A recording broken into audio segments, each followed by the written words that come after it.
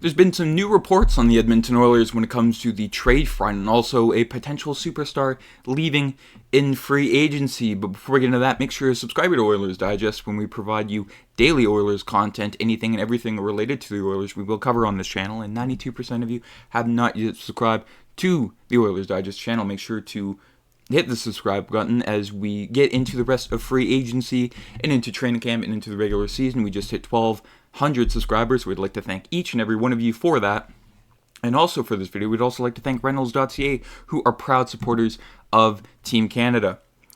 And while they've been supporting our national team defend their home court heading into the Olympics, they've also been helping thousands of Canadians find their home floor all across the country.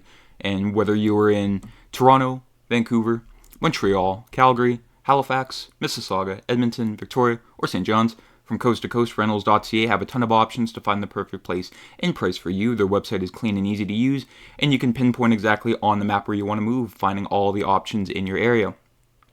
Find your home court with Reynolds.ca and find their website in the pinned comment down below or in the description down below to find all the rentals on Reynolds.ca. And shout out to Reynolds.ca for supporting our channel, Team Canada, and for you guys for finding the best rentals all across the country. And someone that might need a new rental this upcoming season is Cody Ceci, as you can tell there by the title. See you later. There's a report from Frank Saravalli on Oilers Now on 6:30 Ched last night, saying there's a 100% chance that he's sure there's a market for Cody Ceci. Of course, that first point about Evander Kane, high chance Kane won't be fully healthy. That's a point for later on down the road. There's been lots of conflicting reports about Evander Kane. Is he healthy? Is he not healthy? I'm sure we'll know later on. But, I mean, Frank saying there's a 100% chance that he's sure there's a market. I mean, you don't say that unless you're, extremely, extremely sure. Looking at the cap-friendly page for the Oilers there's Cody Ceci with his last year of his contract. And there's also been another candidate on the trade market there with Brett Kulak. Of course, he has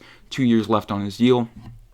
Ceci only one, but I mean, they're trying to find, cap space to sign their new RFAs in the free agency market with Philip Broberg and Dylan Holloway. As you can see there with the Oilers depth chart, on that left side, it kind of shores up after Brett Kulak. You got guys like Mattias Ekholm, Darnell Nurse, Brett Kulak, and then the prospects in the prospect pool: Ben Gleason, Noah Hoffenmeyer, Cam Dineen, and Bo Akey, who I'm extremely high on for the Oilers prospects. But again, that's another topic for another day. And on their right side there, it's kind of crowded there. I mean, Josh Brown isn't necessarily the strongest defender, but he's also an NHL defenseman. And then you got guys like Evan Bouchard, Philip Broberg, who can play, either side. But for this instance, he's on the right right side of the defense for the depth chart. And then Cody Ceci and Troy Stecher. Now you're thinking, well, if they trade Cody Ceci, who are they going to put right next to Nurse on that right side? And there's no other option but Troy Stecher. He was extremely strong with Darnell Nurse in the very small sample size that they were together.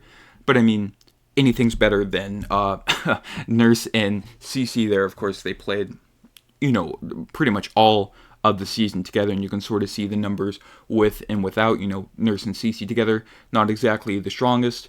And then Darnell Nurse on his own, stronger than that pair, and then Ceci on his own just kind of, tanks everything in there. And then when it comes to other pairings, okay, well, if Nurse and Ceci didn't work, surely they can try, other pairings, and that's exactly what the Oilers did to sort of unlock Cody Ceci.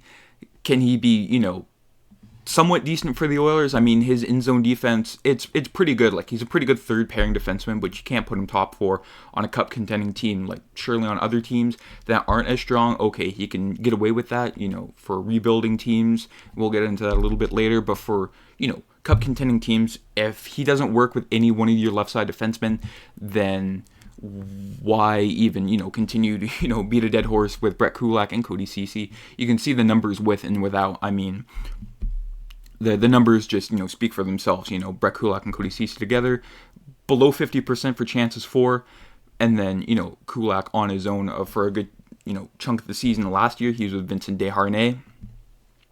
And, Cody Ceci, even when you put him with a guy like Mattias Ekholm, who is arguably, the second best defenseman or best defenseman on the team, you could argue either Bouchard or Ekholm. It's a very, very slim margin. You can see, together there, it says 76 games played together, but they're only a full pairing for a few games.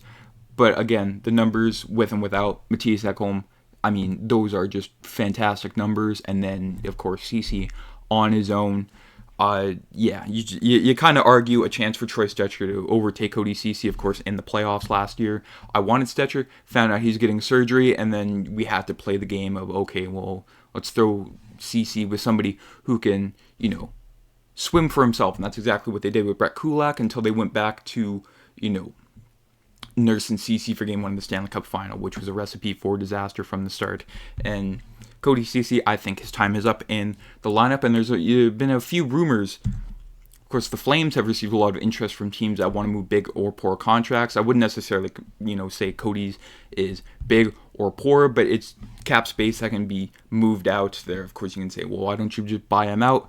They want to, shed the full contract without having to retain anything or put him on the books for the next 2 years. I do believe the bio calculator had said, and then, there was the Neal and Lucic trade, so there is some, precedence for the Oilers in Flames making a trade. Will it happen? I don't think so, but there's been some other teams, just looking at before we get into other teams, just looking on the right side of Calgary, I mean, you can slot Cody Ceci in on that right side easily. When it comes to Calgary, they're not exactly going to be a strong team, per se, and then, of course, all three teams I'm listing here are going to be Pacific Division teams. You got, with the Sharks, Jan Ruda, Mark-Edward Vlasic, who seems to be on year 20 of his contract with that abysmal contract. And then lastly here, with the Ducks, I mean, that third pair for Cody Ceci, or even, a top four role for Cody Ceci on a rebuilding team, to sort of provide, that presence. Sure, they can potentially get away with that, but enough about Cody Ceci. I mean, yeah, there's not much you can say, but they do need cap space, and sure, he had a serviceable time in Edmonton, but it's time to move on. And when it comes to moving on to our next topic, high and dry, there's been some spicy news regarding Leon Draisaitl, of course, 2 months ago, which seems like an eternity in the hockey world, but 2 months ago, there was an article with Greg Wyshynski and Jeff Merrick. Wyshynski asked, do you think Draisaitl will go to San Jose because their owner is German? Hasso Plattner, I do believe he owns SAP, asked if, Draisaitl will go to San Jose.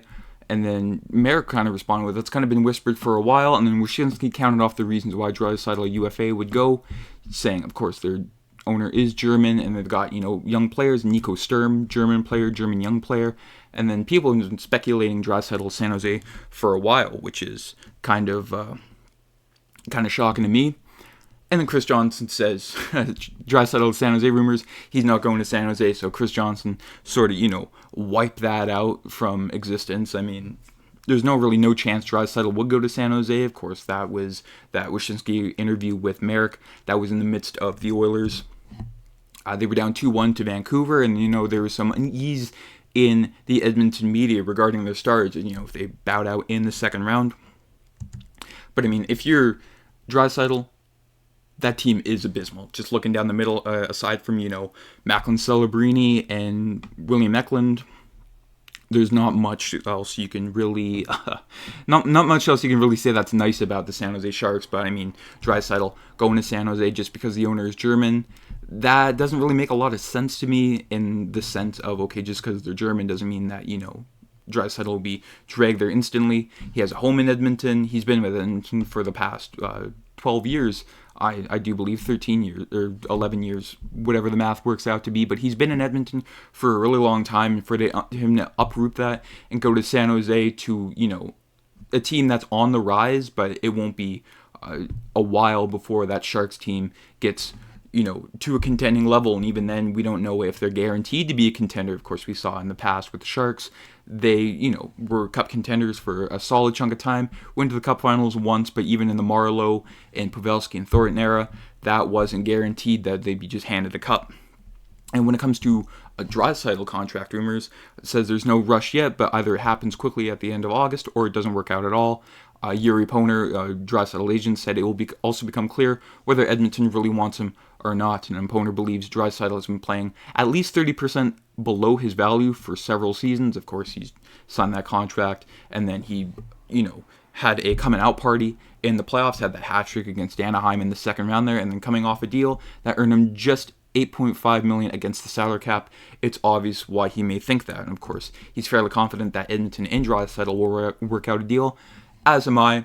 There's really no doubt that Draisaitl will be leaving. I mean, 30% below his, 8.5 hit. That will push him to a little above 11 million, and even that's a steal for Leon Draisaitl. I mean, I expected the contract talks to start out at like 12.5, maybe 13 million, but it'll be interesting to see what you guys think down in the comments. How much do you think Draisaitl is worth? Will he sign in Edmonton? Will he play out the whole season and test free agency? I don't think he will, but I mean, it'll be interesting to see what you guys think. Let me know down in the comments, or even Cody Ceci. Where will he move? Will they move Kulak instead? It's all a big question mark, and I'm sure it'll come, even more clear in the end. That's it for today's video. Again, let me know down in the comments. Have yourselves a great day. I'm Matt.